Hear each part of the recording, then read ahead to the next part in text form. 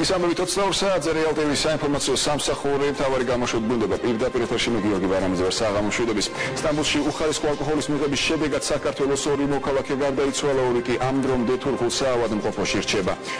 კათოლიკოსების ლიდერი საპარლამენტო არჩევნებში მონაწილეობას არ მიიღებს, როგორ აფასებენ დეპუტატები ივანიშვილის გადაწყვეტილებას. კათოლიკოსების ლიდერები კი რუსთავში საკუთარი მხარდამჭერების სიის გასაზრდელად ჩადიან. მორიგი წინასაარჩევნო შეხვედრა რუსთაველებთან და შეხვედრის დეტალები რამდენიმე წუთში. ამ გამოშვებაში თქვენ ასევე ნახავთ. პრეზიდენტი სააკაშვილი სპეცსამსახურებს პირადად აძლევს ბრძანებას დახოცონ საქართველოს მტრები. რუსეთში გაქცეული თენგიზ კიტოვანის სკანდალური განცხადება რუსულ მედიაში.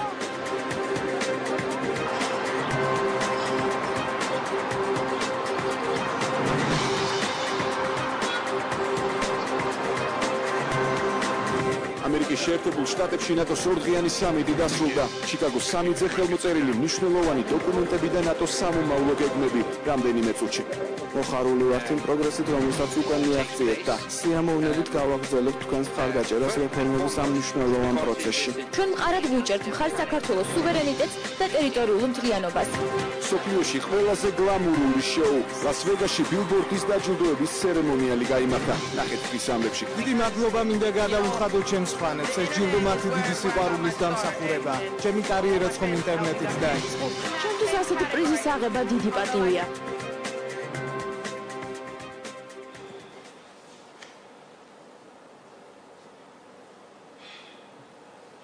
სტამბოლში საქართველოს 2 მოქალაქე გარდაიცვალა. წინასწარი ინფორმაციით გარდაცვალების მიზეზი ალკოჰოლური მოწამვლა გახდა. ადგილობრივი მედიის ცნობით ქართველები ქალაქის გარეუბანში დაბადების დღის აღსანიშნად წავიდნენ და იქ უხარისხო ალკოჰოლური სასმელი დალიეს. შემდეგ ერთ-ერთ მათს თავით უნდა იგზნოს სასწრაფო დახმარების ადგილზე მისვლისას ოთახში მყოფი 4 ადამიანი უგონო მდგომარეობაში იყო. გარდაიცვალა ვაჟა ბერიძემ შვილის გარდაცვალების შესახებ ინფორმაცია რეალ ტივისგან შეიტყო. წინასწარი ინფორმაციით გარდაცვლილი უჩა ბერიძე და მისი მეგობარი ქუთაისელი გოჩა მარშანია თურქეთში უხარისხო ალკოჰოლური სასმელის მიღების შედეგად მიღებული ინტოქსიკაციით გარდაიცვალნენ. ინფორმაცია თურქულმა საინფორმაციო საშუალებებმა გაავრცელეს.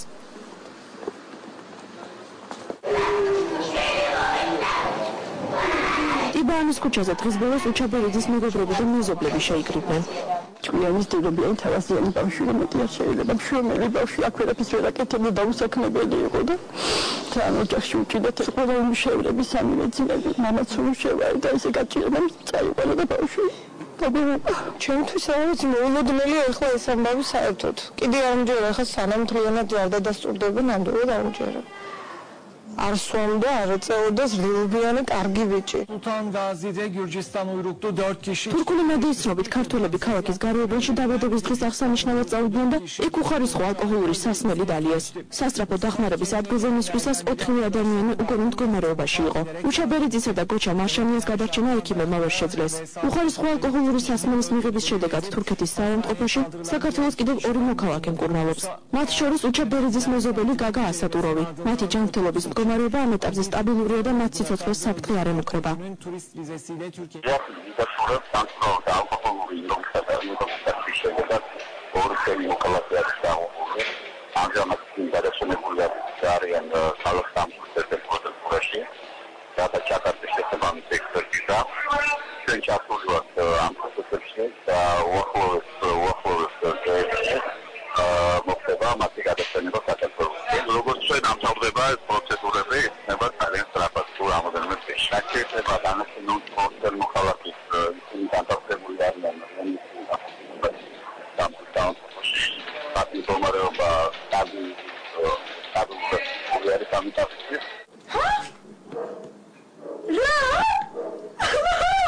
თურქეთში მომხდარი ტრაგედიის შესახებ ინფორმაცია გაგა ასატუროვის ოჯახის წევრებმა ტელეფონით შეიტყვეს. ერთადერთი ვიცი რომ მოწამლულები იყვნენ თვითონ მაგათმა მითხრეს რომ ჩემი ბიჭის გარდასახელი მეკითხა მე თვითონ გავიწყე მეთქი მშობელია საავადმყოფოში არის და ყველაფერი თვითონ კარგად არის. უჩა ბერიძე და მისი მეზობელი გაგა ასატუროვი თურქეთში სამუშაოდ თებერვალში წავიდნენ. ისინი კერძო ფირმაში ჯინსების სამკევალო ფაბრიკაში მუშაობდნენ. 3 თვიანი კონტრაქტი მათ 20 აპრილს დაუმთავრდა და საქართველოში ჩამოვიდნენ. თუმცა რამდენიმე დღეში ისევ თურქეთში დაბრუნდნენ. მუშაობდა ჯინსების ფაბრიკაში, იყო ქართველი ბიჭებიც და კონტრაქტი იყო 3 თვიანი კონტრაქტი. ჩამოვიდიოდა 10 დღე დარჩა, მერე ისევ გააგრძელა წავიდა ისე. უძლებდნენ კონტაქტს. გარდაცვლილებს ექსპერტიზა სტამბოლში უტარდებათ. ექსპერტიზის ჩატარების შემდეგ გარდაცვლილთა ცხედრებს საქართველოში გადმოასვენებენ. კათოლიციზმის ლიდერი საპარლამენტო არჩევნებში მონაწილეობას არ მიიღეს. ოცნების ოლიგარქი პარლამენტის მიერ დამტკიცებულ საკონსტიტუციო ცვლილებებს აპროტესტებს და ღია წერილს სოციალური ქსელით Facebook-ით ავრცელებს. მეოცნებეთა ლიდერის განცხადებითი საკონსტიტუციო ცვლილებებით არის არგებლებს და ბრძოლას საკუთარი მეთოდებით გააგრძელებს. ივანიშვილი არ აკონკრეტებს თუ რას გულისხმობს საკუთარ მეთოდებში. ბიძინა ივანიშვილის განცხადებას მართული გუნდის წევრები გამოეხმაურნენ. კანონმდებლობის შეფასებით ოლიგარქი არჩევნებში მონაწილეობას თავიდანვე არ აპირებდა და ახლა მსხვერპლის როლს თამაშობს. არ გავხდები ანტისახელმწიფოებრივი ქმედების თანამონაწილე, არ ვისარგებლებ აღნიშნული კონსტიტუციური ცვლილებებით და არ მივიღებ მონაწილეობას საპარლამენტო არჩევნებში. გავაგრძელებ აქტიურ საზოგადოებრივ და პოლიტიკურ საქმიანობას იმ ფარგლებში, რასაც საქართველოს კონსტიტუცია ადგენს საქართველოში მცხოვრები უცხო ქვეყნის მოქალაქისთვის. მირჩევნია კანონის ზღვარზე ვიარო, ვიდრე თქვენთან ერთად გავიდე ანტისახელმწიფოებრივ და ანტიკონსტიტუციურ სივრცეში. ყველა კონსტიტუციურ გზას გამოვიყენებ პოლიტიკური კოალიცია ქართული ოცნების გამარჯვებისთვის და საბოლოოდ მაინც შევასრულებ ქართველი ხალხისთვის მიცემულ ყველა დანაპირებს.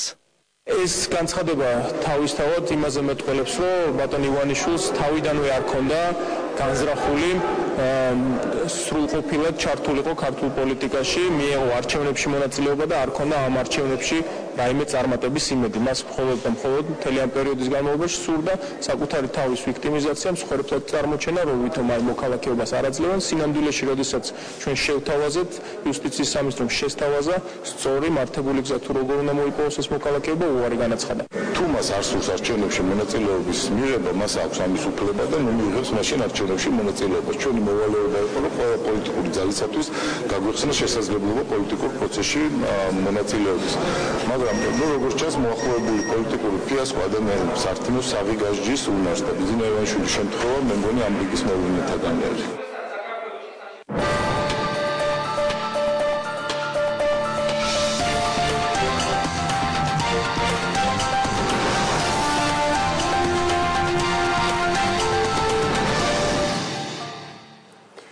ცვლილება საქართველოს კონსტიტუციაში დეპუტატებმა დღეს მესამე მოსმენით ქრისტიან-დემოკრატების ინიციატივა დაამტკიცეს, რომელიც ევროკავშირის წევრი ქვეყნის მოქალაქეს, რომელიც საქართველოში დაიბადა და ბოლო 5 წლის მანძილზე ქვეყანაში ცხოვრობს, არჩევნებში კანდიდატად მონაწილეობის უფლებას აძლევს. დასრულდება ყველა ის სპეკულაცია, რომელიც უკავშირდება ბიძინა ივანიშვილის საპარლამენტო არჩევნებში მონაწილეობის შესაძლებლობას. ამ ნორმის თანახმად ბიძინა ივანიშვილს ექნება ყველანაირი უფლება, რომ მონაწილეობა მიიღოს საპარლამენტო და საპრეზიდენტო არჩევნებში. 2014 წლამდე ეს უფლება კონსტიტუციით იქნება გარანტირებული. შესაბამისად, ყველა ეს აურზაური ჩიქაში ატეხილი დასრულდება. არავის არ შეუზღუდავს მისთვის არანაირი პოლიტიკური უფლებები, არანაირი პოლიტიკურ პროცესში მონაწილეობის შესაძლებლობა.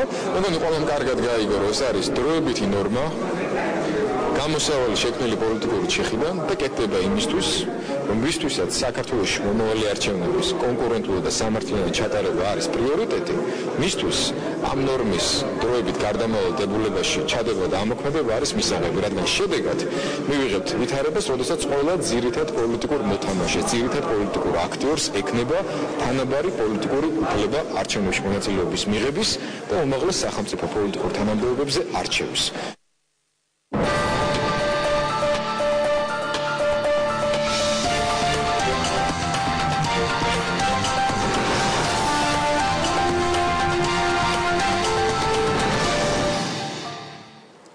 კათოლიციზმის ლიდერებმა მორიგი წინასაარჩევნო შეხვედრა ამჯერად რუსთავის მოსახლეობასთან გამართეს. ქიმიკოსთა და კულტურის სახლში მხარდამჭერებმა ქართული ოცნების პროგრამა მოისმინეს და უფასო ჯანდაცვისა და გაზრდილი პენსიების შესახებ დაპირებებიც მიიღეს. რუსთაველების შტაბის წევრებისა და ოცნების ლიდერების იმედებზე პირდაპირ ეთერში მაია თეუზაძე ისაუბრებს. მაია, გისმენთ. წინასაარჩევნო შეხვედრა ქართული ოცნებისა რუსთავში ტრადიციულ გარემოში დაიწყო. იგივე დროშები, იგივე ჰიმნი.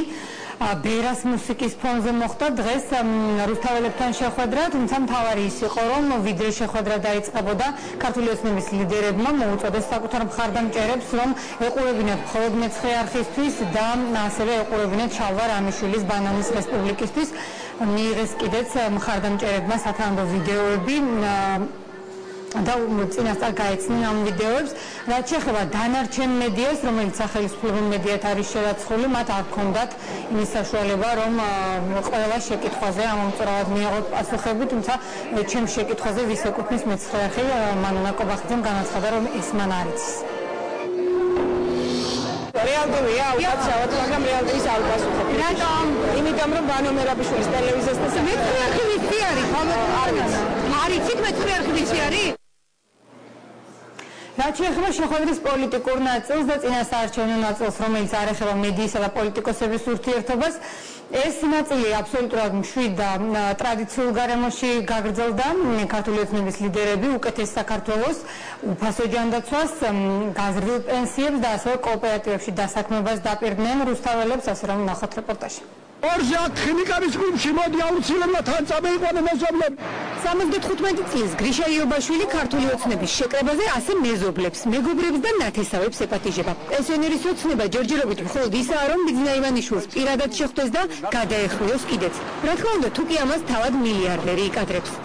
უნიკადრებს ჩემი სანა იმას დიდი სიამოვნებით და მე ჩემ გაჭირებასაც ვეტყვი და ახლა იმას არ იკადრებს რომ მოეხვიო და გადავკოსტო როგორც ერის პატრიოტი. მე ერის პატრიოტია. რუსთავის ქიმიკოსთა კულტურის სახლში დღეს ბატონი გრიშას ოცნება იმ მარტივი მიზეზით ვერ ახდა, რომ მხარდამჭერებმა ოლიგარქის მიმართვას ვიდეო ჩანაწერით მოусმინეს. რუსთაველი მომხრეების თხოვნებსა და მოთხოვნებს ივანიშვილს ახლა ძიძიგური ბესელია და კობახიძე გადასცემენ. მანეთ ნახევარი ხორცი და ორი მანეთი ხორცი და დასაძროებული იყო მაღაზიაში იყო და ასე ყოფილა ხალხი ახლა 12 საწყობლებს 16 მანეთი და რამდენი უნდა იყიდო და ივანიშვილი რომ მოთქონი აზრით ისევ ისეთი ფასები იქნება როგორც კომუნიკაცია გადაგვერჩენს სიყვარული რა ყველაზე მეტად რა მოგეწონა ყველაზე მეტად მომეწონა ერთობა ეს მართლა თვალები ისეთი რომ იმედი ვართ სულ დიდიან ბატარიანად ბევრი რამ ვერ გავიგე მაგრამ ძირითადად რა თქმა ყველაფერი მასატორი იყო არ მომწონს მე ივანიშვილი მე იმიტომ რომ არ მომწონს ვიცი რომ ყველაფერი შეიძლება ცუდისკენ და არა უკეთესობისკენ პენსიონერების მხარდაჭერა სრულიად არასაკმარისი აღმოჩნდა. ლიდერები უკვე აღარ უარყოფენ, რომ ქართული ოცნების წინსვლას მომავალში მათ მიმართ ხალხის უნდობლობა და ეჭვი შეაფერხებს. არის გარკვეული უნდობლობა. არის გარკვეული იმისა მიღება და დასაბუთებელია. ფაქტობრივად შევარდაში. უნდა გითხრათ, რომ ეს არის საფუძვლიანი. სწორედ ამიტომ რუსთაველი ახალგაზრდების თანადგომის მისაღებად ზვიად ძიძიგური მოხალისეების რეკრუტირებას იწყებს. გამარჯობა ყოველთვის ძალათა, სადაც უფრო მეტი ახალგაზრდა. სადაც უფრო მეტი ახალგაზრდა ენერგია, ფანტაზია, შემართება, გამრავლა და მე ვიყავი რაც შეიძლება მეტი თქვენისგან კარგი ადამიანები ამ პოლიტიკურ ბრძოლაში რეკრუტირება დავიწყეთ. მთელი საქართველოსგან და რუსთავიდან დავწყდება დაკმარება, რომ მარგარიტში, მანისში, ბორისში, თეთრიწყაროში, ტალღაში, ყველგან ჩვენ მოვახდინოთ მოხალისეების რეკრუტირება. რეკრუტირებულ და საგანგებოდ შერჩეულ კადრებს შიდა ქართლის კოორდინატორი სათანადოდ გამოფხიზლებასაც უპირებს. შეეძარება მიგრეს, ან აკმელიაზე იქნება, ან რაღაც სხვა საქმე იქნება, ან ისე აი ერთი თმა არაფერს აქვს, ყველას მივაგდა ეს, რომ შევარდნით, რომ მოვეფერებით, რომ დავუტატანეთ, რომ მოდი რა, მოდი რა, შენი საქართველოსი, შენი შვილების მომავლისთვის, ნუ დაიძარება. ახალგაზრდები რატომ არ არიან? ეს აღარ ვიცით უკვე. რა ვიცით, ახალგაზრდებს დღევანდელი დღე თავანთებურად მიაჩნიათ. ახალგაზრდები არიან ცოტა დაუმორჩილებელი ხალხი, იმიტომ რომ მოწამულები არიან ახალგაზრდები, მოწამულები ამ სააკაშვილებმა. როგორ გითხრათ, იცით? ამათი პოლიტიკის ცოტა რთული გასაგებია. ხალხისგან განსხვავებით ძიძიგურის პოლიტიკის კარგად ესმით ქართულ ოცნებაში. ივანიშვილის განთქმული სოფლის მეურნეობის პროგრამის ფარგლებში ახლა ოცნების ლიდერები მხარდამჭერებს საოჯახო კოოპერატივებში დასაქმებას პირდებიან, რეკრუტირების შემდეგ კი არჩევნებზე ხმის 2/3-ის მიღებას გეგმავენ. სიდიდე საოჯახო კოოპერაციები, რომელიც განავითარებდა დაასახელოს ჩვენ მოქალაქე. რუსთავში მე დაარწმუნებულია, რომ მოსახლეობა, რომელიც ყოველთვის აქტიური იყო, იქნება აქტიური საპარლამენტო არჩევნების. გაზრდილი პენსიების, უფასო ჯანდაცვის, გაიაფებული პროდუქტის, კოოპერატივებში დასაქმებისა და უკეთესი საქართველოს იმედით 100,000-იან რუსთავში ბიძინა ივანიშვილის ჩასვლას 400 ამომრჩეველი ჯერ კიდევ ველოდება. დღეს რუსთავ მხარდამჭერებთან შეხვედრა მანინა კობახიძემ დაპირებით დაასრულა მხარდაჭერის გაზრდის შემთხვევაში ბიძინა ივანიშვილი აუცილებლად ჩამოვა რუსთავში და აუცილებლად შეხვდება რუსთაველებს მოისმენთ მათ პრობლემებს, თუმცა ეს მხარდამჭერების რეკრუტირების შემდეგ იქნება თუ რეკრუტირებამდე, ეს უკვე არ დაუკონკრეტებია. ქართული ოცნება რუსთავში მხარდამჭერებს აგროვებს, პირდაპირ ეთერში მაია თეუზაძე საუბრობდა. შინაგან საქმეთა სამინისტრო კოალიცია ქართული ოცნების ერთ-ერთი აქტივისტის ცემის ფაქტს იძიებს კოალიციის ასპინძის შტაბის ხელმძღვანელ ტარიელ ივანიშვილს ფიზიკური შეურაცხყოფა ვინმე გელა მურადაშვილმა მიაყენა. არსებული ინფორმაციით ტარიელ ივანიშვილი მურადაშვილს დასაქმებას და სოლიდურ ანაზღაურებას დააპირდა, თუმცა დანაპირები არ შესრულდა, რის გამოც მათ შორის ურთიერთობა დაიძაბა.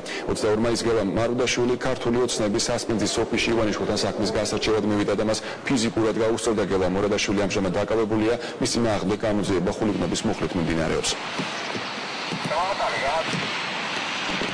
ტარიელ ივანიშვილი მურადაშვილს პირდებოდა გარკვეული პოლიტიკური დავალებების შესრულების სანაცვლოდ, რომ იგი გააწევრიანებდა და სამსახურს შესთავაზებდა პოლიტიკურ კოალიცია ქართულ ოცნებაში, სადაც მას ექნებოდა მაღალი ანაზღაურება. ასევე გელა მურადაშვილი მიცემული პოლიტიკური დავალებების შესასრულებლად ხარჩავდა პირად თანხებს. გარკვეული პერიოდის შემდგომ ტარიელ ივანიშვილმა უარი განუცხადა მას მიცემული პირობის შესრულებაზე, რაზედაც მათ შორის დაიძაბა ურთიერთობა. გაიხსნა ასპინძაში ქართული ოცნება. დაინიშნა ბატონ ტარიელი შტაბის უფროსად, სადაც ვემყოფებოდი მე, ქართული ოცნების ლიდერები, გავიცანე ეს ხალხი, გამოსხო ბატონ ტარიელიმ. მან მითხრა, ია შენ ჩემთან 800-დან 1000 ლარამდე გექნება ხელფასი. გუშინ დაუძახე ბატონო ტარიელ, ჩამოდი ერთი საქმე მაქვს, ჩამოვიდა, ხელფასი რომ მოვთხოვე, ჩვენ ლაპარაკი გადაიზარდა ცოტა ხმა მაღალში, კამათში, რადგანაც ერთმანეთს მივაყენეთ სიტყვიერი და ფიზიკური შეურაცხყოფა. პრეზიდენტი სააკაშვილის სპეცსამსახურებს პირადად აძლევს ბრძანებას და ახოცონ საქართველოს მტრებია სკანდალური განცხადება საქართველოს მოსკოვში გაქცეულმა ექს-თავდაცვის მინისტრმა თენგიზ კიტოვარმა გენერალ დუმბაძის მკვლელობის შემდეგ გააკეთა. კიტოვანი რუსებთან ეგრეთ წოდებულ სააკაშვილის სიაზე საუბრობს და განმარტავს, რომ პრეზიდენტის სამიზნე თვითონაც გახდა, თუმცა რუსულ სპეცსამსახურებს დროულად შეატყობინა და ამით თავის გადარჩენა მოახერხა. შეგახსენებთ, გენერალი დუმბაძე მოსკოვში საკუთარ სახლთან გუშინ ქილერებმა ჩათხრილეს გენერალ მაიორმა რომან დუმბაძემ საქართველოს 2008 წლის აგვისტოში დატოვა აგვისტოს ომის შემდეგ ის რუსებმა სპორტში დატყვევებულ 12 ქართველ სამხედრო მოსამსახურეში გაწოლეს. იმ პერიოდში დუმბაძე სახელმწიფოს ღალატისთვის იხდიდა სასჯელს, მას სამუდამო პატიმრობა ჰქონდა მის ჭილიმაში თხოვების გაწვის. ინიციატორი რუსი გენერალი ვიაჩესლავ ბორისოვი იყო, ის წლების წინ ბათუმის ბაზას ხელმძღვანელობდა და დუმბაძეს კარგად იცნობდა. დუმბაძე ასლან აბაშიძის მარჯვენა ხელი იყო, მან ააფეთქა ჩოლოქის ხიდი სწორედ ბორისოვის აგარაკზე ცხოვრობდა მოსკოვში წასვლის შემდეგ. რომან დუმბაძე რუსეთში მოკლული ქართველი გენერლის რომან დუმბაძის მკვლელობის ერთ-ერთ მოტივად აჭარის დიასპორის წარმომადგენლებს შორის ბიზნეს ინტერესების განაწილება სახელდება. ინფორმაციას რუსული საინფორმაციო სააგენტოები ავრცელებენ.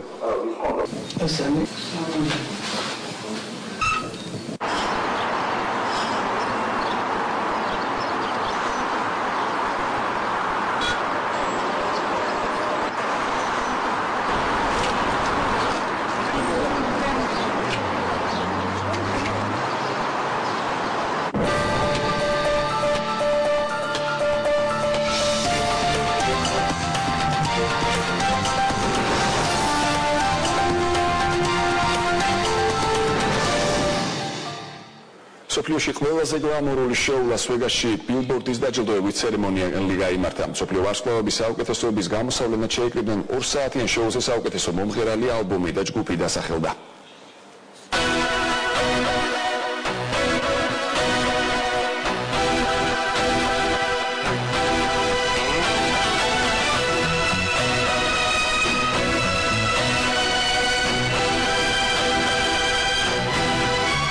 გლამურული და ყველაზე სანახაობრივი შოუ.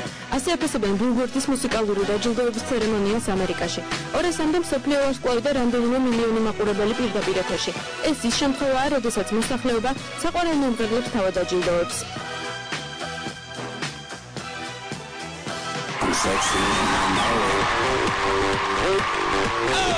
ბილბორდის დაჯილდოების ცერემონია 10 წელზე მეტია არსებობს. იგი მსოფლიოში ცნობილი მუსიკალური გამომცემლობის 100 წლისთავთან დაკავშირებით დაარსდა და ტრადიციულად ფოქსის ეთერით გადაიცემოდა. თუმცა 2007 წელს კონტრაქტი დაირღვა და ცერემონია 3 წლის განმავლობაში არ ჩატარებულა.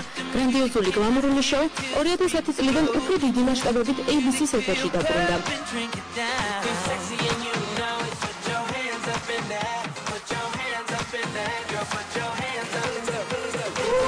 2012 წლის ბილბორდის ცერემონიაზე მაყურებლის მოლოდინის ენათა თანახმობა გამოიხატა. ვარსკვლავმა ნამდვილი შოუ მოაწყვეს. პოპი, როკი, რიტმ ბლუზი და რეპი. შოუში ყველა ტიპის მუსიკა გაჩნდა. ორწლიანი პაუზის შემდეგ სცენაზე დაუბრუნდა მელოდიაზე. რამდენიმე დღის წინ მომღერალმა ახალი ტრეკის პრეზენტაცია გამართა და ახალი ალბომი დააარსა. კომპოზიციის საკონცერტო პრემიერა ბილბორდის დაჯილდოებაზე შევიდა. 2012 წლის შოუს ვარსკვლავი 24 წლის მომღერალი ადელია, რომელმაც 12 პრიზის მიღება შეძლო. მათ შორის წლის საუკეთესო მომღერალი და საუკეთესო ალბომი. მისი უკანასკნელი ალბომი 21 ბიტლსთან, აბბასთან და მაიკლ ჯექსონთან ერთად ყველა დროის ყველაზე გაყიდვადი ალბომების ხუთეულშია. მიუხედავად იმისა, რომ ქეითი პერი 9 ნომინაციაზე იყო წარდგენილი, მომღერალმა ვერცერთი ჯილდოს მოპოვება ვერ შეძლო. თუმცა ბილბორდისგან ყველაზე ძვირფასი პრიზი დაიმსახურა. ცერემონიალზე პოპ ვარსკვლავს სპიტლაითის სტატუსი მიენიჭეს. ამგვარად იგი პირველი ქალბატონი და მეორე მომღერალია მაიკლ ჯექსონის შემდეგ, რომელსაც მსგავსი პრემია მიენიჭა. მისი ახალი ალბომი და 5 სინგლი მსოფლიოს ჩარტების პირველ ადგილზეა.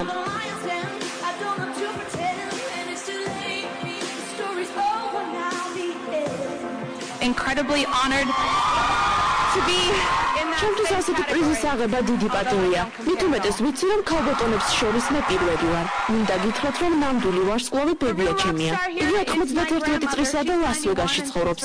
ერთი სული მაქვს, როდის მივალ და როდის გადავიღებ სურათებს მასთან.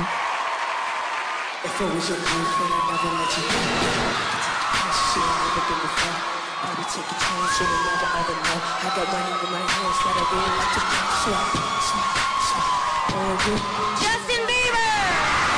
ყველაზე ახალგაზრდა შემსრულებელი ჯასტინ ბიბერია, რომელმაც ინტერნეტ გამოკითხვის ჯილდო მიიღო. მსოფლიოში მას ყველაზე მეტი ფანი და YouTube-ის მეგობარი ყავს. I want to thank all my fans. დიდი მადლობა მინდა გადაუხადო ჩემს ფანებს. ეს ჯილდო მათი დიდი სიყვარულის დამსახურება. ჩემი კარიერაც ხომ ინტერნეტით დაიწყო.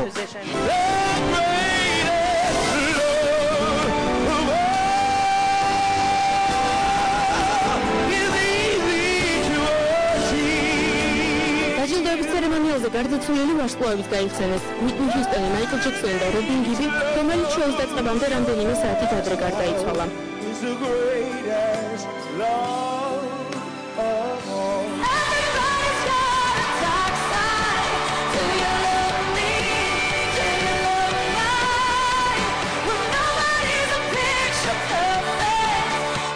ერთსაათიან ცერემონიალზე ერთმანეთს არაერთი ახალი და ძველი ვარსკვლავი შეხვდა. სასიამოვნო მოულოდნელობა იყო ალიშა კისისა და სტივ ვანდერის ერთობლივი დუეტიც. ბილბორდის მუსიკალური დაჯილდოების ცერემონია ერთი წლით დაემშვიდობა მაყურებელს. მომავალ წელს შოუ კვლავ ლას-ვეგასში გაიმართება.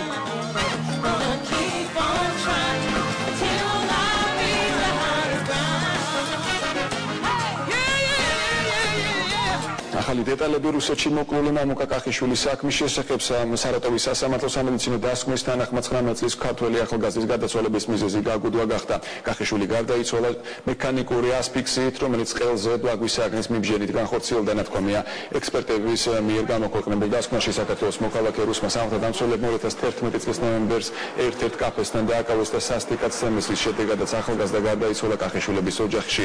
ოჯახი მომხდარში სამართალდამცველებს ღია დადანაშაულებს და დამნაშავეთა სათანადო დასჯას მოითხოვს. დანაშაულის ეთნიკურ მიზეზებზე უკვე არაერთხელ გაამახვილა ყურადღება რუსულმა მედიამაც.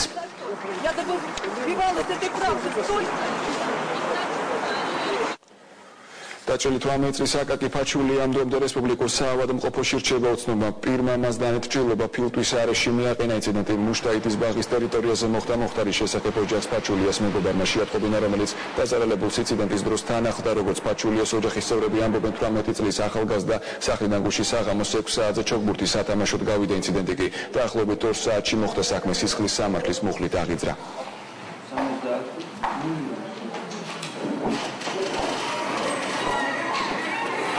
პაციენტი მამაკაცი შემოყვანილი იქნა კლინიკაში ქვიან ღამით.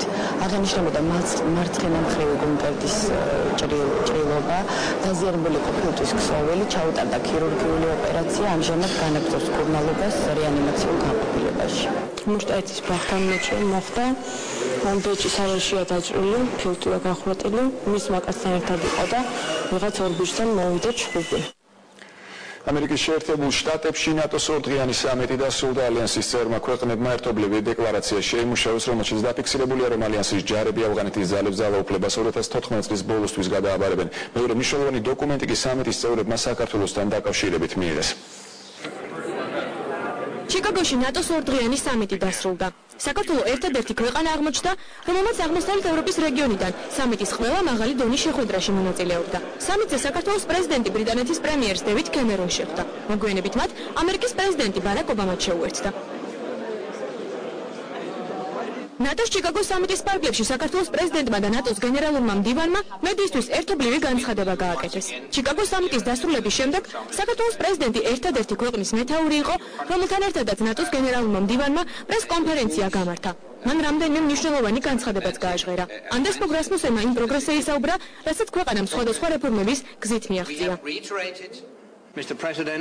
ბატონო პრეზიდენტო, ჩემთვის მართლაც დიდი სიამოვნებაა კიდევ ერთხელ შეგხვდეთ ამჯერად აქ, ნატოს ჩიკაგოს სამიტზე. მინდა ვისარგებლო შემთხვევით და მოგილოცოთ თქვენ და თქვენს ქვეყანას ის პროგრესი, რომელსაც მიაღწიეთ. ის ფაქტი, რომ საქართველო ერთადერთი ქვეყანა იყო, რომელიც ამ სამიტის ყველა ფორმატის შეხვედრაში მონაწილეობდა, ნატოსა და საქართველოს შორის განსაკუთრებულ ურთიერთობებს მოწმობს. გსურს ვაღიაროთ, რომ საქართველოს ჩვენს მიერ ავღანეთში წარმოებულ ოპერაციაში მნიშვნელოვანი წვლილი შეაქვს. თქვენი ჯარები იქ შესანიშნავად ასრულებენ სამუშაოს, ჩვენ დიდად ვაფასებთ თქვენს ძალისხმევას. ეს კიდევ ერთხელ მოწმობს ტრანსატლანტიკურ ალიანსისადმი და საერთაშორისო მშვიდობისა და უსაფრთხოებისადმი თქვენს ერთგულებას. ასევე გსურს ვაღიაროთ ის მნიშვნელოვანი პროგრესი, რომელსაც თქვენ მიაღწიეთ ქვეყნის შიგნით რეფორმების გატარებისას. ეს არა მარტო თავად საქართველოს, არამედ ნატოს საქართველოს კომისიის ინტერესებშიცაა, რომელიც ალიანსისა და საქართველოს თანამშრომლობის შესანიშნავი ფორმატია. ჩვენ შეხვედრაზე ჩვენ მოკავშირეების სახით კიდევ ერთხელ გამოვხატეთ დამოკიდებულება საქართველოს მიმართ. კიდევ ერთხელ ხაზი გაუსვით იმ ფაქტს, რომ მოვითხოვთ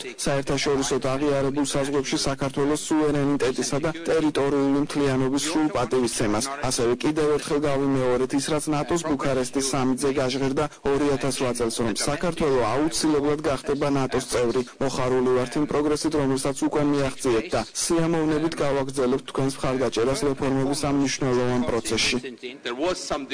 ბატონო გენერალურო მდივანო, პირველ რიგში მსურს მოგილოცოთ ეს წარმატებული სამიტი. ჩემი კარიერის განმავლობაში ნატოს მრავალ სამიტს დავსწრები ვარ. ყველა მათგანი მნიშვნელოვანი იყო, თუმცა ეს კონკრეტული მაინც ყველაზე წარმატებულად მიმაჩნია. ეს იყო საკითხებზე კონცენტრირებული და ჩვენი პერსპექტივით ერთ-ერთი ყველაზე პრაგმატული სამიტი. ასეთი ერთიანობა დღის წესრიგში არსებული საკითხები ირგვლივ იშვიათობაა და ეს ჩემთვის ძალიან მნიშვნელოვანია. ნატო არა მარტო უსაფრთხოების მოტივატორია, არამედ როგორც თქვენ აღნიშნეთ რეფორმების გატარებისაც, ცვლილებებისა, ჩვენი განვითარებისა. ჩვენი ქვეყანა ნატოს ერთგული რჩება, ნატო გააგრძელებს ღია კარის პოლიტიკას. ეს შეეხება როგორც ბალკანეთის სამ სახელმწიფოს, ასევე საქართველოს, როგორც ალიანსის მომავალ წევრებს. ეს ჩვენთვის გარკვეულწილად გეოგრაფიული გარღვევაცაა, რადგან საქართველო იმ არაფორმალურ ჯგუფში მოხვდა, სადაც სამი ბალკანური ქვეყანა მოიაზრება, რომლებიც რა თქმა უნდა ნატოს წევრობის ძლიერი კანდიდატები არიან. ფიქრობ ეს თქვენი იმ ცდილობების შედეგია, რომელიც საქართველოს ნატოში ინტეგრაციას უწყობს ხელს, მიუხედავად იმისა, თუ რა სახის დაბრკოლებები არსებობს ამისთვის. და ბოლოს ნატოს აქვს სრულიად სალსახა პოლიტიკა საქართველოს ტერიტორიულ მთლიანობასა და სუვერენიტეტთან დაკავშირებით. ის რომ ამ ძლიერ ალიანსს მსგავსი პოლიტიკა გააჩნია, ჩვენი გრძელვადიანი ეკონომიკური განვითარების თვალსაზრისით ძალიან მნიშვნელოვანია. ეს ჩვენი მოსახლეობის კეთილდღეობას გაზრდის, გააძლიერებს ჩვენს დემოკრატიას. ეს პროცესები საბოლოოდ დაგვამკვიდრებს ნატოსა და სხვა ევროპულ სტრუქტურებში. კიდევ ერთხელ მსურს ხაზი გაუსვა იმ გარემოებას, რომ გასულ წელს საქართველოში გვესტუმრეთ, შემდეგ მიმიწვიეთ ბრიუსელში. როდესაც დანიის პრემიერი იყავით და მნიშვნელოვან პერიოდში გვერდით დაგვიდექით, ამ ყველაფერმა ძალიან ბევრ ამეზე იქონია გავლენა. პროცესები დაიძრა, ყველაფერი ამის გათვალისწინებით ჩიკაგოს საოცრად ამაღლებული განწყობით ვტოვებ. დიდი მადლობა იმ შესაძლებლობისთვის, რომ დღეს აქ თქვენთან ერთად ვარ.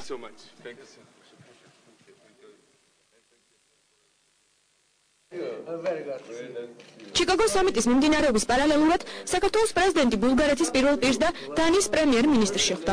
მხარეებს შორის საუბრის მთავარი თემა ორი ქვეყნის ურთიერთობები და ნატოს გაფართოების საკითხი იყო. ბულგარეთის პრეზიდენტმა შეხვედრაზე აღნიშნა, რომ ის მხარს უჭერს საქართველოს ნატოში ინტეგრაციას. დანიის პრემიერ-მინისტრმა კი განაცხადა, რომ საქართველო ნატოს წევრობის რეალური კანდიდატია.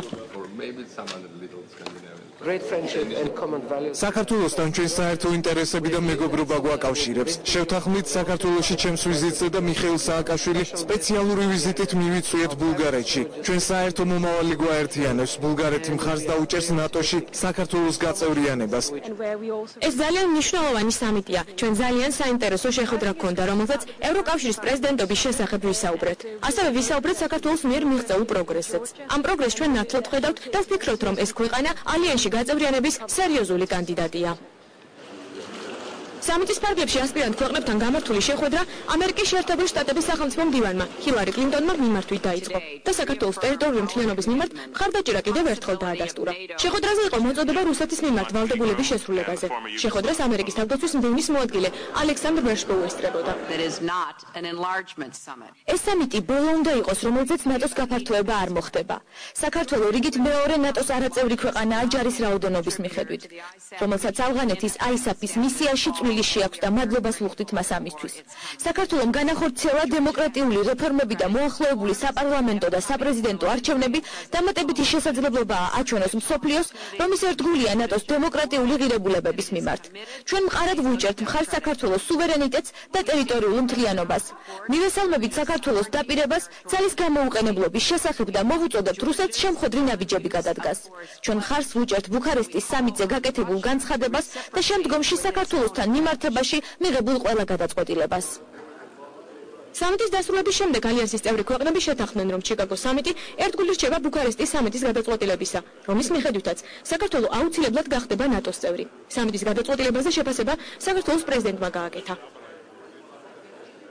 ამ ჩვენმა პროგრესმა, რომელზეც საუბრობდა ნატო, ძალიან ნათლად, ვარაურაზრუნად ამ დოკუმენტში, რომელიც ხويس და საერთოდ ყველა გამოსვლაში, რომელიც აქ იყო, მათ შორის გენერალ მდივნის ნახეთ ჰილარი კლინტონის, ბრიტანეთის ლიდერების გამოსვლაში, პრაქტიკულად ყველა ლაპარაკობდა საქართველოს პროგრესს. საქართველოს პროგრესი იწყებდა. საქართველოს პრაქტიკულად ამოვიყვანეთ ჩვენი რეგიონიდან და გადავსვით ბალკანეთის რეგიონში. რატო ეს მნიშვნელოვანია? სამი ბალკანური ქვეყანა, რომელიც ჩამოთვლიდა საქართველოს და ერთად, რომელიც პრაქტიკულად არაფორმალური კლუბი შეიქმნა, ისინი ყველა შემთხვევაში ეს ყველა მიცის გახდებიან ნატოს წევრები. მაგრამ და ამიტომ ეს არის ძალიან სერიოზული ამგაგებით წინ გადადგმული ნაბიჯი. ახლა გამოაცხადა ჰილარი კლინტონმა, რომ შემდეგ სამიტი იქნება შემდგომი გაფართოების სამიტი, მაგრამ ეს მარტო მან არ გამოაცხადა, ძალიან ბევრი გამოსული ამას ამბობდა, ახლა კონსენსუსი ამაზე ყალიბდება. ალბათ შემდეგი სამიტი იქნება 2014 წელს და მე ვფიქრობ, რომ საქართველოს აქვს ძალიან მაგარი შანსები. არასდროს არ ყოფილა ასე დარწმუნებული ამაში, როგორც ახლა. ჩვენი პროგრესი როგორც თუ გაგრძელდა, როგორც გაგრძელდა, აუცილებლად გაგრძელდება. ჩვენ აუცილებლად ვიქნებით უმაგრეს ფორმაში იმ სამიტის, როცა უბრალოდ ძნელი იქნება ახსნა იმისა, საქართველოს რატო აღარ იღებენ ნატოში. ძალიან ძნელი იქნება, რა თქმა უნდა, ამისთვის საჭიროა ჯერ კიდევ ბევრი მუშაობა. ერთ-ერთი ქვეყანა ვიყავით, არაწევრი ქვეყნებიდან, რომელიც ყველა ფორმაზე მიიწვიეს. წარმოიდგინე, რამბობს ჩვენზე ბევრად დიდი ქვეყნები იყო, ხო? წარმოიდგინე არაწევრები, სიტყვაზე ავსტრალია და რომელიმე სხვა რაღაც ქვეყნები, ბევრი ძალიან დიდი ქვეყანა არსებობს. ჩვენ ვიყავით ერთადერთი ქვეყანა, რომელიც მიიწვიეს ყველა ფორმაზე პრაქტიკულად. ნატოს სამიტს უკვე მოყვა დადებითი შეფასებები ქართული მხრიდან. როგორც სამიტის ქართული დელეგაციის წევრები აცხადებენ, ალიანსის წევრმა ქვეყნებმა კიდევ ერთხელ მისცეს მაღალი შეფასება საქართველოს როლს ISAF-ის პროგრამაში და ქვეყნის სწრაფოს გახდეს ნატოს წევრი. ყველა მხაზე გაუსვა იმ უზარმაზარ მიღწევებს, რაც საქართველოს აქვს ყველა სფეროში. ხაზი გაუსვეს აგრეთვე იმას, რომ ჩვენ პირწმიდად ვასრულებთ იმ ვალდებულებებს, რაც ჩვენი ყოველწლიური სამოქმედო პროგრამა ითვალისწინებს. ხაზი გაუსვეს იმას, თუ რაოდენ მნიშვნელოვანია ალიანსისთვის და ცალსაკრე ყველა წევრი ქვეყნისთვის საქართველოს მონაწილეობა ISAF-ის ოპერაციაში. ხო, ისევ ამბობ ძალიან კაფეო გზავნილი ორივე როგორც შეხვედრის კუთხით, როცა ალიანსი შეხვდა მის მომავალ წევრებს, ასევე იმ პერსპექტივებზე, რაც საქართველოს გააჩნია ალიანსში წევრობასთან დაკავშირებით. ავღანეთში ნატოს სამშვიდობო მისიის ახალ ფაზაში გადასვლოდა დეკლარაცია, რომელშიც ნათქვამია, რომ ნატომ ავღანეთისთვის ძალაუფლების გადაბარება 2014 წელს უნდა დაასრულოს. ეს ის გადაწყვეტილება, რომელიც ალიანსის წევრებმა სამიტზე მიიღეს. ჩიკაგოში გამართულ სამიტს ლიდერები ნატოს ისტორიაში ერთ-ერთ ყველაზე მნიშვნელოვან მოვლენად აფასებენ.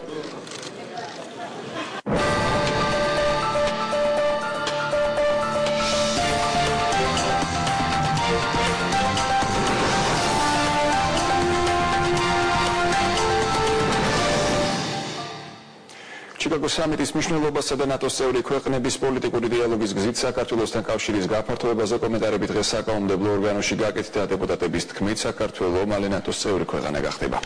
ნატოს ახდენილი ოცნება ამერიკის რაკეტსაწინააღმდეგო სისტემა, საკითხი, რომელიც შეერთებული შტატებისა და რუსეთის გადატვირთვის განადგურებით ემუქრება. ეს ისე ლაინებია, რომლებიც ჩიკაგოს სამიტის შემდეგ წამყვანი მედია საშუალებების პირველ გვერდებზე გაჩნდა.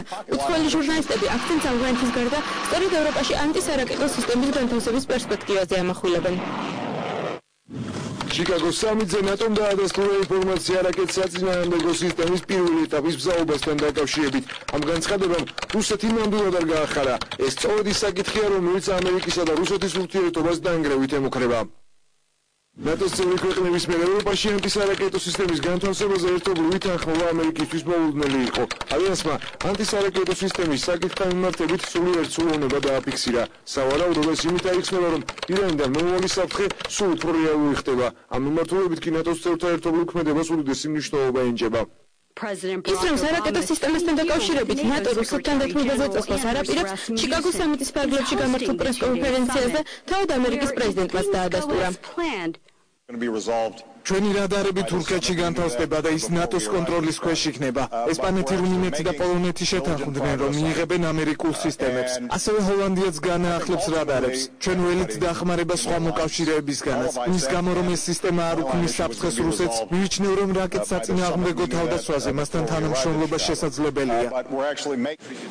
2014 წლის დასასრულისთვის ავღანეთის უსაფრთხოებაზე სრული პასუხისგებლობა ნაციონალური უსაფრთხოების ძალებს დაეკისრებათ, თუმცა მათ გლობალური გამოწვევებისთვის გამკლავება მარტოს არ მოუწევთ. ბარაკ ობამას მიერ ინიცირებულ გეგმას ავღანეთის სამშვიდობო მისიასთან დაკავშირებით ლიდერებმა ერთხმად დაუჭირეს მხარი. გადაწყვეტილება ნატოს მიერ მიღებულ დეკლარაციაშიც დაისახა, რომელიც ალიანსის ოფიციალურ ვებგვერდზე გამოქვეყნდა.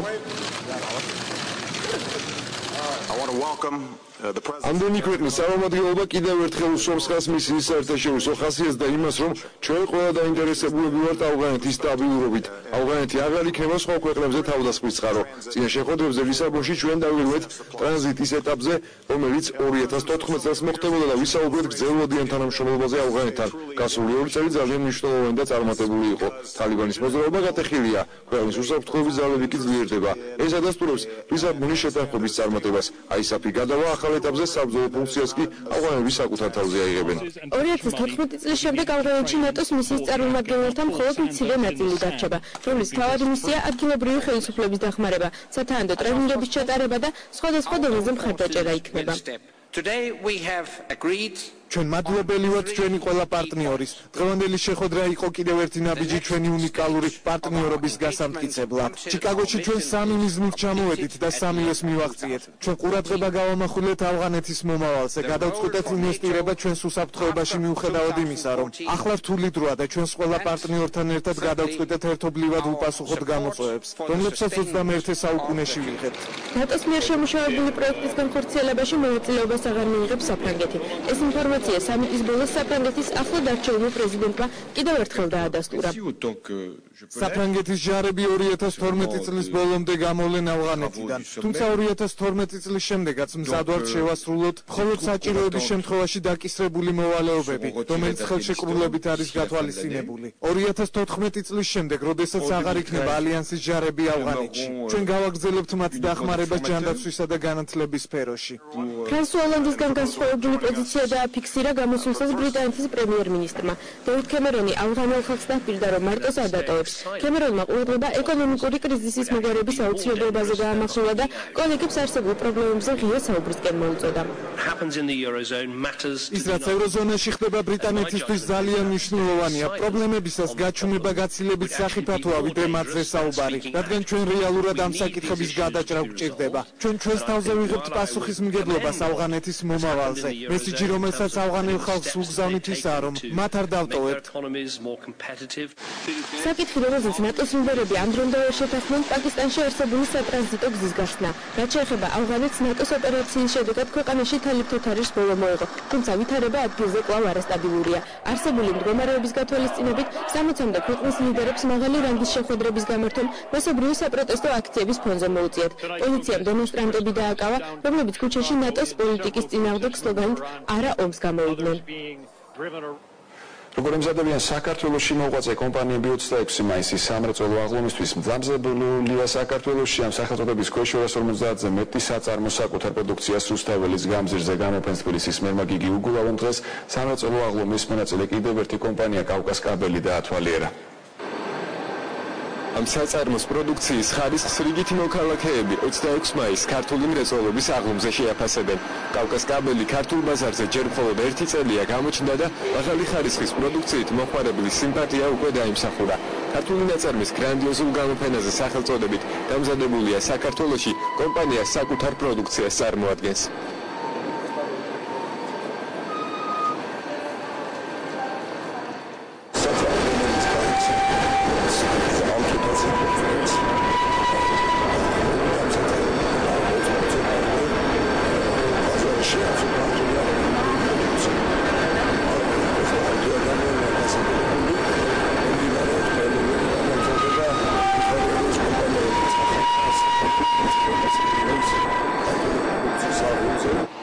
გამოფენისთვის აქ განსაკუთრებით ემზადებიან. სამომავლო გეგმებიც უკვე დასახულია.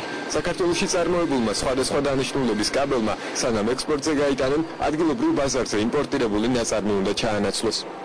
26 მაისს სამრეწველო აღლუმზე ჩვენი პროდუქციაც იქნება წარმოდგენილი. ეს ძალიან სასიხარულოა. ვაწარმოებთ მაღალხარისხიან კაბელს, უახლოეს მომავალში წარმოების გაფართოებას და საექსპორტო ბაზარზე გასვლასაც უგეგმავთ.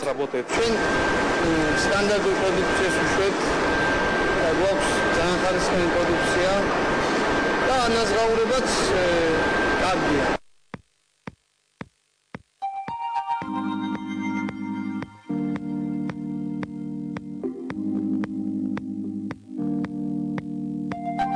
ქართულ სამრეწველო აღლუმზე რძის პროდუქტების მოყვარულები კომპანია Wimbledon Georgias უკვე ნაცნობ და საყვარელ პროდუქციასაც დააგემოვნებენ. კომპანია ევროსტანდარტების შესაბამის ქართულ ნაწარმს უკვე რამდენიმე წელია ამზადებს. ჩვენთვის ძალიან სასიხარულოა მსგავსი ტიპის ღონისძიებაში მონაწილეობა, რადგან საშუალება გვექნება ჩვენი პროდუქცია კიდევ ერთხელ დავაგემოვნებინოთ და გავასინჯოთ ქართულ მომხმარებელს და მსგავსი მასშტაბის ღონისძიება ჯერჯერობით არ ყოფილა ორგანიზებული. ორმაგად საპასუხისმგებლოა, იმიტომ რომ ეს არის ის პროდუქცია, რომელსაც ჩვენ უკვე კარგი ხანია ვაწარმოებთ და კიდევ უფრო ფართო მასისთვის გახდება სასურველი, მისაღები და ნაცნობი. ამიტომაც ვფიქრობთ, რომ მართლა სასიხარულო ფაქტია, რომ ჩვენც მივიღებთ მონაწილეობას. ელექტრო და კომპიუტერული ტექნიკა, ავეჯი, ტექსტილი, ლაზერული გრავიურა და საქართველოში წარმოებული უამრავი სხვა სახის პროდუქცია მრეწველობის აღლუმზე ერთად გამოიფინება. მათ შორის იქნება საქართველოში შექმნილი სამხედრო ტექნიკა, ლაზიკა, დიდგორი და უპილოტო თვითმფრინავიც.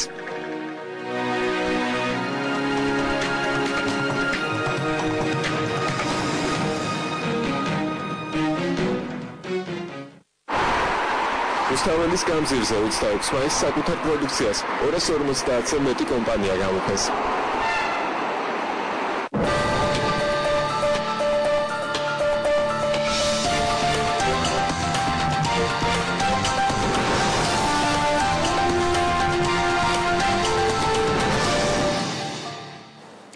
მერის გადაწყვეტილებით დღეს ღამით მარჯანიშვილის მოედანზე მიმდინარე სარეაბილიტაციო სამუშაოების გამო მოძრაობა დაიკეტება. მარჯანიშვილის მოედნიდან სააბრიო კენის მოედნის მიმართულებით ხვალიდან მოძრაობა დაშვებული იქნება აღმაშენების გამზირიდან მარჯანიშვილის, წინამძღვრიშვილისა და კიევის ქუჩებით.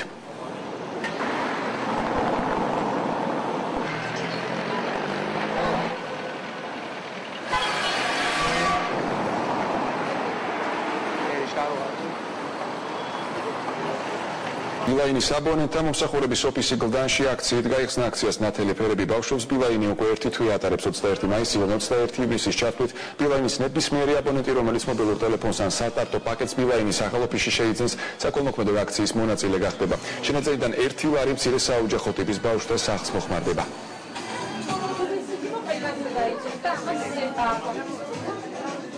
ჩვენ ახლა გახდნენ ოფისში, მათ შეუძლიათ მიიღონ სრული სერვისი, რაც კი წარმოდგენილია საქართველოში კომპანია ბილაინისგან, დაწყებული იქნება ახალი სატარიფო გეგმებიდან, გათამაშებებით თუ სატელეფონო აქციებით, რომლებიც ყოველდღიურად იქნება წარმოდგენილი ჩვენს ოფისში და იქნება ხელმისაწვდომი როგორც გლდანის, ასევე მთელი თბილისის მოსახლეობისათვის.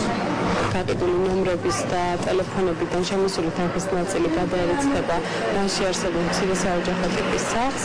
გამომდინარე იმ ფაქტიდან, რომ დანიშნულმა დააზიანა წინა კვირაში წყალდიდობებმა, გადავწყვიტეთ, რომ დავხმარებოდით ასევე ერთ-ერთ ოჯახს, რომელიც დაზარავდა ამ წყალდიდობების დროს. ახალ დღისამების ეთერში სპორტის სიახლეების დრო დადგა, რომელსაც ტრადიციულად გიორგი გულბანი გაგაცნობს. აღმშვიდობის გიორგი. მოგესალმებით.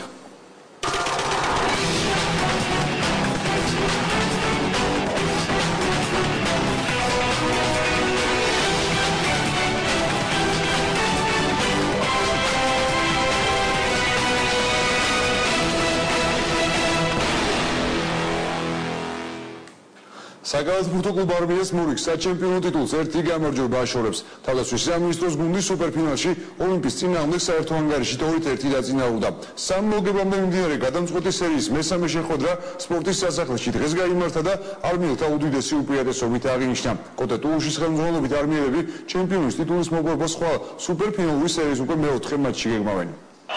სუპერფინალური სერიის მესამე შეხვედრა არმიამ უდიდესი უპირატესობით მოიგო. თავდაცვის სამინისტროს გუნდმა ოლიმპს 35 გოლიანი სხვაობით ანგარიშით 87-52 მოუგო. ნამდვილად არ მოგვიგე, უბრალოდ სხვაობა იყო დიდი, რომელსაც მე პირადად მოულევებოდი დიდი სხვაობით გავიმარჯვებით, მაგრამ ეს არ იქნებოდა იოლი, ეს იქნებოდა ზოლის ხარჯზე. დარჩენილია ერთი თამაში და ეს ჩვენთვის ჩვენ ისე არ უყურებთ, რომ გვაქვს ერთი თამაში წაგების უფლება. ჩვენიც ეს იქნება როგორც 2-2 არის და უნდა გამოვიდეთ და ყველაც ზუსტად იგივე მობილიზაცია უნდა იყოს როგორც დღეს და ყველაც გავიმარჯვებთ აუცილებლად.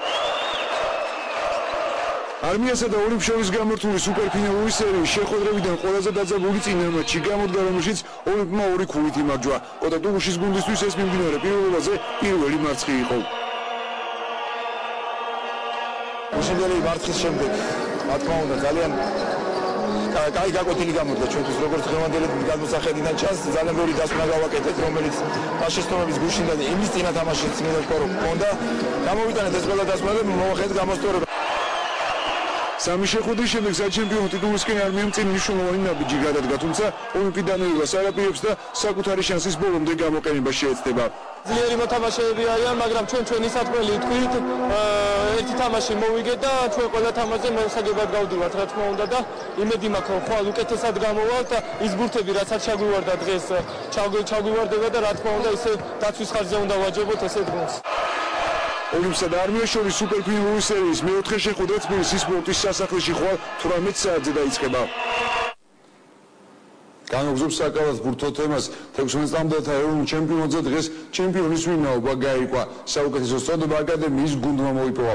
ორ მოგებამდე მიმდინარე ფინალურ სერიაში აკადემიამ საერთო ანგარიშით 2-1 იმარჯვა. გადამწყვეტი შეხვედრა სპორტის სასახლეში დღეს შედგა. წინაური თამაშის მსგავსად სერიის მესამე მატჩიც უაღრესად დაძაბულ ბრძოლაში წარიმართა და საბოლოოდ ირაკლი ტომარაძის კალათბურთელთა გამარჯვებით ანგარიშით 62-59 აღინიშნა.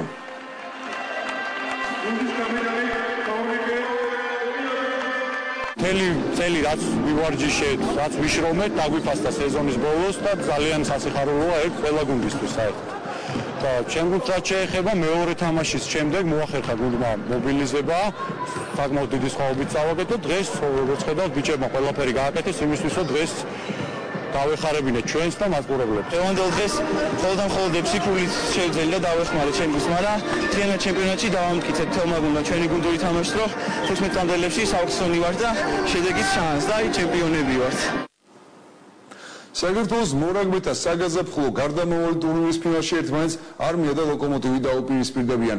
არმიამ 2 მატჩის ჯამში ქუთაისის აიას დამარცხება შეძლო. გაცილებით დაძაბული და დრამატული გამოდგა ლოკომოტივისა და ლეგოს ნახევარფინალური დუელი. პირველი შეხვედრა რელომ 10 ქულით 20-10 მოიგო. განმეორებით შეხვედრაში დღეს ლოკომოტივმა რევანში ზუსტად ქულათა იმავე სხვაობით აიღო და მეტოქეს 28-18 წლია. 2 მატჩის ჯამში გამარჯვებული მეტი გატანილი ლეგოს მიხედვით გამოვიდა და ფინალის საგზური ლოკომოტივს დარჩა. არმია ლოკომოტივის საჩემპიონო დუელი 27 მაისს შედგება.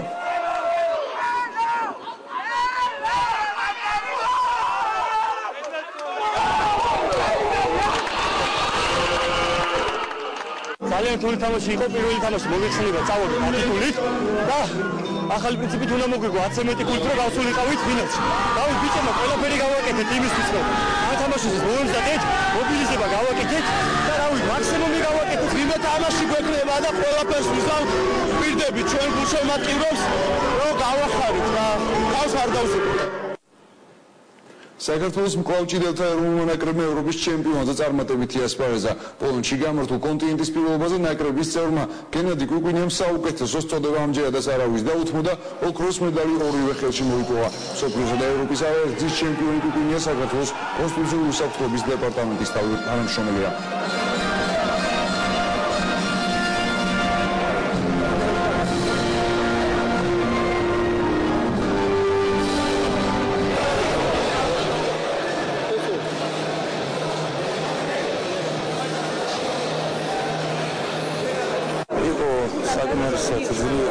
კონკურენცია იმისთვის რომ დაძაბული ურთიერთობები გაიმართა რა ვიცი ღმერთი ამჯერადაც ჩემს განუყოდა მივახცე ისევ ის წარმატებას და გავხდი ჩემპიონი და 5 მედალი ჩამოვიტანეთ მათ შორის 3 ოქრო და 2 ვერცხლი შეიძლება და უფრო უკეთესი შედეგის ჩვენება მაგრამ ზოგიერთ სპორტსმენს არ გამომართა და ასეთ კატეგორიაში საუკეთესო იყო გენადი კუკინია. მე ვულოცავ ქართულ მკლავჭიდელებს ამ წარმატებას და გიორგი ისევ შენ გადმოგცემ სიტყვას. მადლობა გიორგი პედაგოგთა სპორტის სიახლეებს გიორგი გულბანი გვაცნობდა და ბოლოს ხელნაკეთი თოჯინებით ანა იაკობაშვილმა პირველი გამოფენა მოაწყო მხატვარი ადამიანების უსულო ასლებს 5 წელია ქმნის ფიგურების სახელოსნოდან მათ ფლობელთან გადაინაცვლეს მაგრამ მანამდე ის თუმანიშვილის თეატრის საგამოფენო სივრცეს სტუმრობს. ყავისფერ საღებავს, წითელს უმატებს და საკუთარ სამყაროს აფერადებს. მაშინ თოჯინაც თავის ასლს მსგავსება. ის ადამიანია, ვინც ანა იაკობაშვილის ფიგურების შექმნისკენ უმიძგებს. მუზას ხშირად არც იცნობს, თუმცა ამისთვის დრო საკმარისად აქვს. ფიგურის შესაქმნელად მისი პატრონის ხასიათის ყველა დეტალს ეცნობა. ძირითადად არ ვიცნობ იმ ადამიანებს, არავის არ ვიცი, მათზე ყველაფერი ვიცი. რა პროფესიის არიან, რა უყვართ, ჰობი რა, ყველაფერი ვიცი, რა სტილით აცვიათ და უშოთ ასაცმელი. როცა დადებითი ემოციას ატყობ, უკვე იმდენად სასიამოვნოა, უკვე სიტყვებს არ აქვს ხოლმე ჩემთვის მნიშვნელობა დიდად, რა ვიცი. სასიამოვნო მიხარია ძალიან უცებ მაოფლები არიან. თოჯინებს ტანსაცმელსაც თავად უკერავს. ფიგურებისთვის მასალად ქაღალდს, პაპიამას, რკინას და გაჯერს იყენებს. ცხვირიც თუ გავს და ფერიც მისია, უსულო ადამიანი თავის ცხოვრებას იწყებს. ჯერ მხატვრის სახლში, შემდეგ საგამოფენო დარბაზში და ბოლოს მის მფლობელთან. გამოფენისთვის მზადება კიდე სხვა თემაა და სხვა დატვირთვა და სხვა რეჟიმებს მოითხოვს და მაყოფილი არ ვარ ხოლმე ძირითადად არასოდეს ჩემი თავით ასე ვთქვათ, მაგრამ რატომ გონია რომ შეიძლება უკეთესად გაკეთდეს. კესოს 1 წლის შემდეგ გამოფენის სახელწოდება ანას წარსულს ეძღვნება. 30-მდე ნახატი და თოჯინა მისი ბოლო პერიოდის ნამუშევრებია. ანა იაკობაშვილის თოჯინები თუმანიშვილის თეატრის საგამოფენო სივრცეში პირველ პერსონალურ გამოფენას მასპინძლებენ. მათი ხილვა და მთვალიერებას თვის ბოლომდე შეუძლია.